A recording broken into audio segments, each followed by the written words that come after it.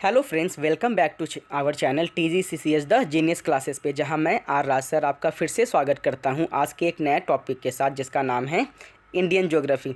इस Indian geography के topic में हम लोग भारत से जुड़े भारत की स्थिति, भारत के विस्तार, भारत में कुल राज्य, भारत के कुल केंद्र शासित प्रदेश, साथ ही साथ उसके पड़ोसी देश और भी सभी चीज़ों के बारे में डिस्कस करेंगे। अगर आप किसी भी गवर्नमेंट जॉब की तैयारी करते हो तो ये वीडियो आपके लिए बहुत ही इम्पॉर्टेंट है। इस टॉपिक में हम लोग जो भी इम्पॉर्टेंट MCQs बन सकते हैं उनके साथ साथ उससे जुड़े इम्पॉर्टेंट फैक्ट्स के ऊपर भी बातें करेंगे। ओके दोस्तों, तो देरी ना करते हुए बढ़ते हैं अपने आज के पहले प्रश्न की ओर। ओके दोस्तों, तो आज का पहला प्रश्न आपके सामने ये रहा। आज का पहला प्रश्न है, प्राचीन भारतीय भौगोलिक मान्यता के अनुसार भारतवर्ष किस द्वीप का अंग था? ओके दोस्तों, ऑप्शन है आपके पास। ऑप्शन ए पुष्कर द्वीप, ऑप्शन बी जम्बू द्वीप, ऑप्शन सी कांच द्वीप या ऑप्शन डी कुश द्वीप। आंसर कीजिएगा दोस्तों, भारत किस द्वीप का अंग था? तो इस प्रश्न का जो सही आंसर है दोस्तों वो है हमारा ऑप्शन बी जम्बू द्वीप। ओके दोस्तों, माना जाता है कि इस द्वीप पर जामुन के वृक्ष सबसे अधिक होने के कारण इसे जम्बू द्वीप कहा जाता था। संपूर्ण जम्बू द्वीप पर हिंदू साम्राज्य स्थापित था। जम्बू द्वीप के कुल 9 देश थे, जिनमें से 3 थे हरिवंश, भाद्रश्व और किनपुरुष, जिन तीनों देशों को मिलाकर आज चीन कहा जाता है। सन 1934 में हुई एक खुदाई में चीन के एक प्राचीन शहर त्वांजो में 1000 वर्ष से भी प्राचीन हिंदू मंदिरों के लगभग 1 दर्जन से भी अधिक खंडहर मिले हैं, जो कि साक्ष्य हैं कि उस चीन पे भी पहले हिंदू साम्राज्य स्थापित था। ओके दोस्तों, बढ़ते हैं अपने आज के दूसरे प्रश्न की ओर। तो आज का दूसरा प्रश्न आपके सामने ये रहा। आज का दूसरा प्रश्न है, सर्वप्रथम इंडिया शब्द का प्रयोग भारत के लिए किस भाषा में किया गया था? ओके दोस्तों, यानी किस लैंग्वेज में इंडिया शब्द का प्रयोग सबसे पहली बार यूज किया गया था? ऑप्शन है आपके पास। Option A Urdu, option B Greek, option C Farsi या ऑप्शन डी अरबी। इस आंसर कीजिएगा दोस्तों कि किस भाषा में इंडिया शब्द का प्रयोग सबसे पहली बार किया गया था। तो इस प्रश्न का जो सही आंसर है दोस्तों वो है हमारा ऑप्शन बी ग्रीक। ओके दोस्तों, ग्रीक भाषा में इंडिया शब्द का सबसे पहली बार प्रयोग हुआ। फारस के राजा डेरियस ने 516 ईसा पूर्व हिंद शब्द का प्रयोग किया था। यह संस्कृत के सिंधु शब्द का फारसी रूपांतरण है। फारस भाषा में स के बदले ह शब्द बोला जाता है, जिसके कारण फारसियों ने इस भूमि को हिंद के नाम से पुकारा। ग्रीक भाषा में हिंद का इंड हो गया। हेरोडोटस और मेगास्थेनिस जैसे ग्रीक विद्वानों ने अपने लेखों और किताबों में भारत के लिए इंडिया शब्द का प्रयोग करना शुरू कर दिया था, जो कि बाद में इस देश का नाम बन गया। ओके दोस्तों, तो बढ़ते हैं अपने आज के तीसरे प्रश्न की ओर। तो आज का तीसरा प्रश्न ये रहा, भारतीय मानक समय आधारित हैं। ऑप्शन है आपके पास 80 डिग्री पूर्व देशांतर पर, ऑप्शन बी 80 डिग्री पश्चिम देशांतर पर, ऑप्शन सी 82 डिग्री 30 मिनट पूर्व देशांतर पर या ऑप्शन डी 82 डिग्री 30 मिनट पश्चिम देशांतर पर। ओके दोस्तों, तो इस प्रश्न का जो सही आंसर है वो है हमारा option c 82 degree 30 minute east longitude पर। ओके दोस्तों, GMT ग्रीनविच टाइम का निर्धारण इंग्लैंड के ग्रीनविच में स्थित ऑब्जर्वेटरी से होता है। भारत में 82 डिग्री 5 मिनट पूर्वी देशांतर, जो कि इलाहाबाद के निकट नैनी से गुजरती है, के समय को ही मानक समय माना गया है। भारत का मानक GMT से 82.5 डिग्री आगे है, जिसका अर्थ है कि हमारा मानक समय ग्रीनविच के मानक समय से 5.5 घंटा आगे है। ओके दोस्तों, बढ़ते हैं अपने अगले प्रश्न की ओर। तो आज का अगला प्रश्न है, भारत की उत्तर से दक्षिण तक की लंबाई कितनी है? ऑप्शन से आपके पास। Option A 2933 kilometre, option B 3214 kilometre, option C 3124 kilometre या ऑप्शन डी 3412 किलोमीटर। आंसर कीजिएगा दोस्तों, भारत की उत्तर से दक्षिण तक की लंबाई कितनी है? तो इस प्रश्न का जो सही आंसर है दोस्तों वो है हमारा ऑप्शन बी 3214 किलोमीटर। ओके दोस्तों, अब बात करते हैं भारत के लोकेशन की। भारत जो है दोस्तों हमारे पृथ्वी में नॉर्दर्न हेमिस्फीयर यानी उत्तरी गोलार्ध में स्थित हैं, जो कि पूरे विश्व का अगर एरिया वाइज अगर देखा जाए तो 2.42% अपने पास रखता है। भारत की जो राजधानी है दोस्तों वो है हमारी नई दिल्ली, जिसमें कुल 28 राज्य और 8 केंद्र शासित प्रदेश शामिल हैं। ओके दोस्तों, आज भारत के जो राष्ट्रपति हैं जिनका नाम है मिस्टर रामनाथ कोविंद, जो कि भारत के 17वें राष्ट्रपति हैं। साथ ही साथ भारत के प्रधानमंत्री जो कि माननीय नरेंद्र मोदी जी हैं, जो कि भारत के 14वें प्रधानमंत्री हैं। ओके दोस्तों, बात करते हैं भारत में द्वीपों की संख्या की। तो भारत में टोटल नंबर ऑफ़ आइलैंड जो है दोस्तों वो 247 है, जो कि 204 बे ऑफ बंगाल यानी बंगाल की खाड़ी में और 43 यानी 43 जो है जो कि अरब सागर में स्थित हैं। भारत में उत्तर से लेकर दक्षिण तक की कुल लंबाई 3214 किलोमीटर है। साथ ही साथ पूरब से लेकर पश्चिम तक की जो लंबाई है दोस्तों वो 2933 किलोमीटर है।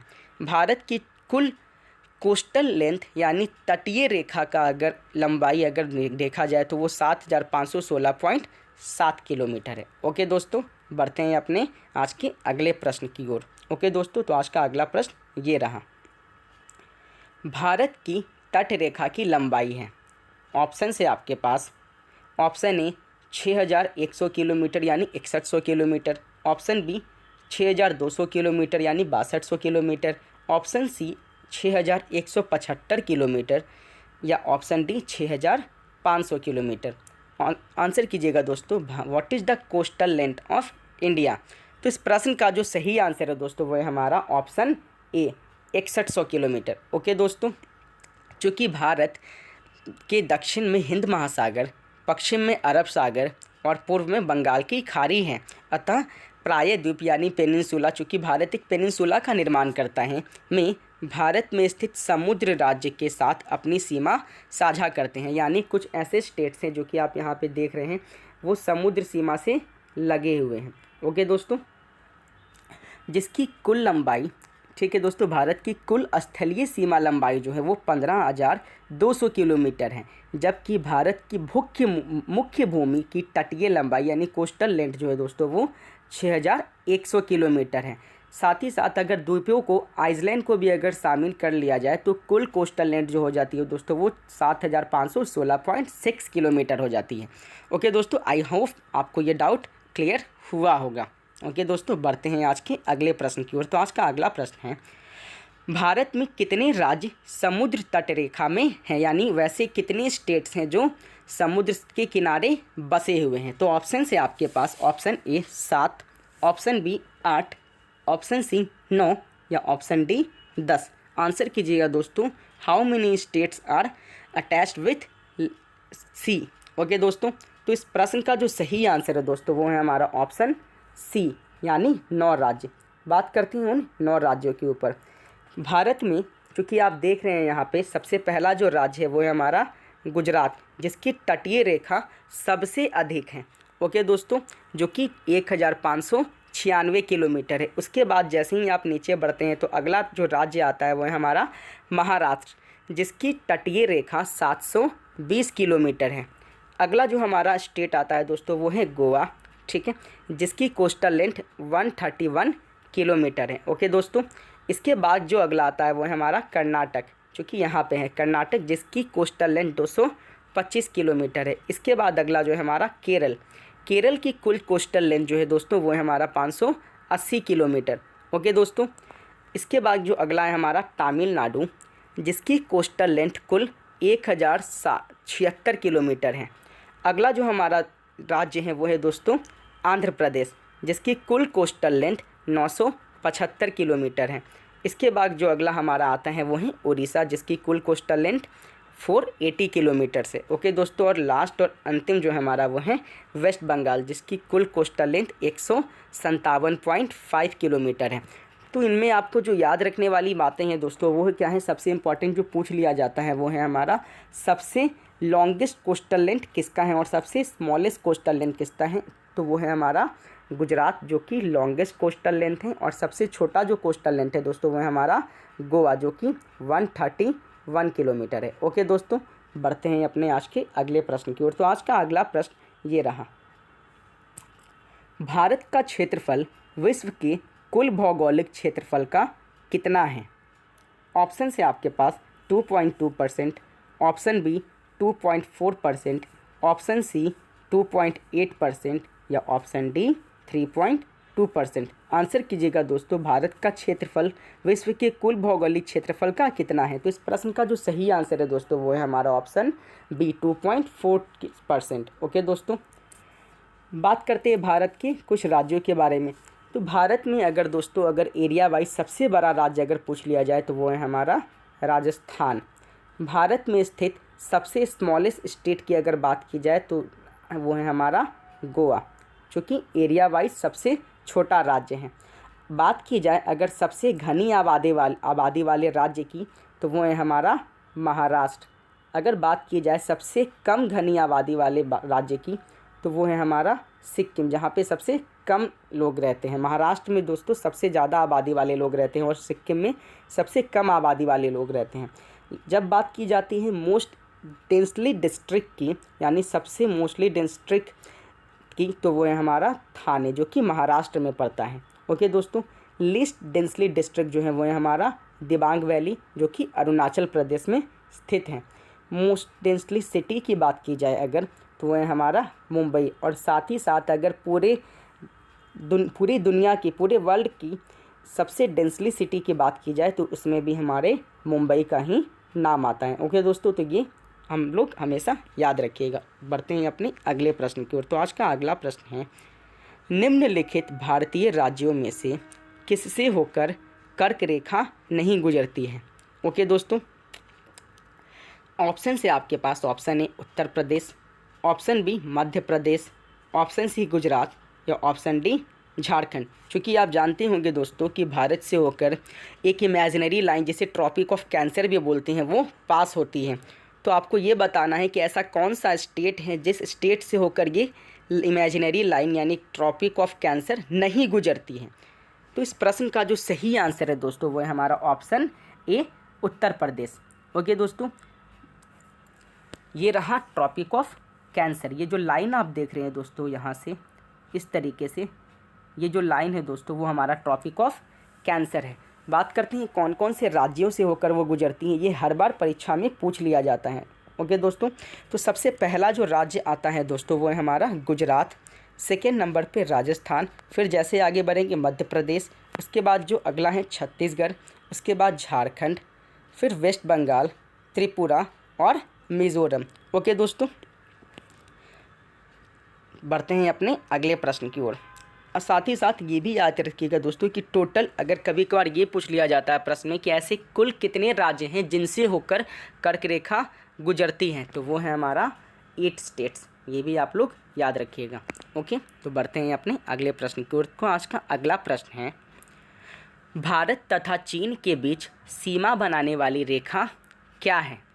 ऑप्शन हैं आपके पास रेडक्लिफ लाइन, रेडक्लिफ रेखा, मैकमोहन रेखा, ऑप्शन सी डुरंड रेखा या ऑप्शन डी स्टेटफोर्ड रेखा।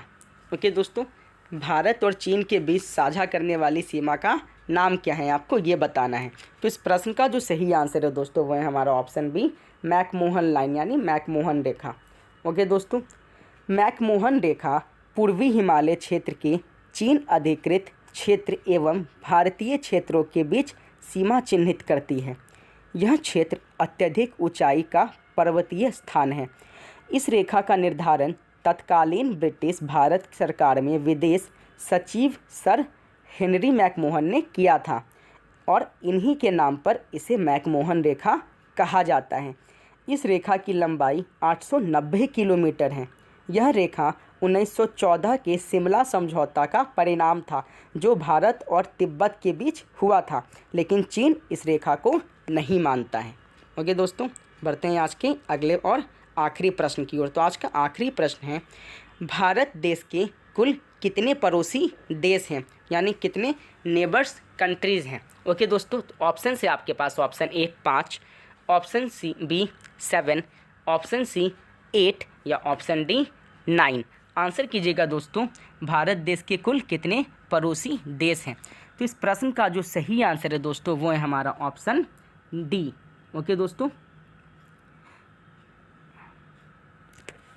बात करते हैं भारत के पड़ोसी देशों के बारे में। तो भारत के जो कुल पड़ोसी देश हैं दोस्तों, उनमें से 7 जो पड़ोसी देश हैं वो लैंड यानी भूमि पे, और 2 जो हैं वो वाटर यानी समुद्र में हैं। ओके दोस्तों, जिसमें से सबसे पहला जो देश है हमारा वो है हमारा पाकिस्तान। इसके बाद आगे बढ़िएगा तो अफ़गानिस्तान का कुछ हिस्सा जो है भारत से टच करता है, तो अगला हो गया हमारा अफ़गानिस्तान। तीसरा जब आगे बढ़िएगा आप लोग तो आएगा हमारा चाइना। उसके बाद जो अगला है दोस्तों वो है नेपाल। उसके बाद अगला जो आता है वो है भूटान। उसके बाद जो अगला आता है वो है हमारा म्यांमार। उसके बाद जो अगला आता है वो आता है बांग्लादेश। ये तो हो गई बात 7 countries which are situated on land. Okay दोस्तों, बात करते हैं 2 ऐसे कंट्रीज़ की जो कि समुद्र में है। वो है हमारे 8वां श्रीलंका और 9वां मालदीव जो कि यहाँ पे है। ओके दोस्तों, तो भारत के कुल 9 ऐसे देश हैं जो कि भारत के पड़ोसी देश कहलाते हैं। ओके दोस्तों, अगर ये वीडियो आपको अच्छा लगता है, इस चैनल से आपको कुछ सीखने को मिलता है, तो प्लीज़ हमारे चैनल को लाइक करें, शेयर करें और सब्सक्राइब करें, और हमें कमेंट करके ज़रूर बताएं कि अगला वीडियो आप लोग को किस चीज़ के ऊपर चाहिए। ओके दोस्तों, पढ़ते रहें, बढ़ते रहें, मिलते हैं अपने अगले वीडियो में। मैं आराज सर आपके साथ हमेशा बना हूँ।